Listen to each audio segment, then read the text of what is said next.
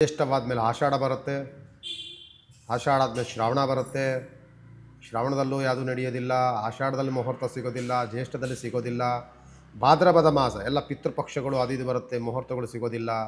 ಅನಂತರದಲ್ಲಿ ಆಶ್ವೀಜ ಮಾಸದಲ್ಲಿ ಸ್ವಲ್ಪ ಸಮಯಗಳು ಸಿಗುತ್ತೆ. ನಂತರದಲ್ಲಿ ಸಿಗುವಂಥದ್ದೇ ಮುಹೂರ್ತಗಳು, ಶುಭ ಸಮಯಗಳು, ಶುಭ ಲಗ್ನಗಳು ಹುಟ್ಟುವಂಥ ಶುಭವಾದಂಥ ಮಾಸ ಯಾವುದು ಅಂತಂದರೆ ಅದು ಕಾರ್ತಿಕ ಮಾಸ. ಓಕೆ.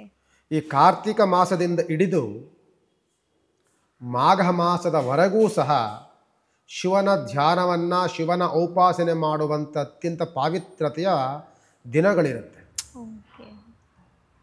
ನವಂಬರಿಂದ ಹಿಡಿದು ಫೆಬ್ರವರಿ ಅಂದರೆ ಯಾವಾಗಲೂ ಸಹ ಈ ಕಾರ್ತಿಕ ಮಾಸ, ನಂತರದಲ್ಲಿ ಮಾಘ ಮಾಸದವರೆಗೂ ಸಹ ಶಿವನ ಧ್ಯಾನವನ್ನು, ಶಿವನ ಉಪಾಸನೆಯನ್ನು, ಶಿವನ ಆರಾಧನೆಗಳನ್ನು ಮಾಡೋದಕ್ಕೆ, ವ್ರತ ನೇಮಾದಿಗಳನ್ನು ಮಾಡೋದಕ್ಕೆ, ಶುಭ ಕಾರ್ಯಗಳನ್ನು ಮಾಡಲಿಕ್ಕೆ, ಶುಭ ಲಗ್ನಗಳನ್ನ ಹಿಡಿಲಿಕ್ಕೆ ಅತ್ಯಂತ ಪಾವಿತ್ರತೆಯ ಮಾಸ.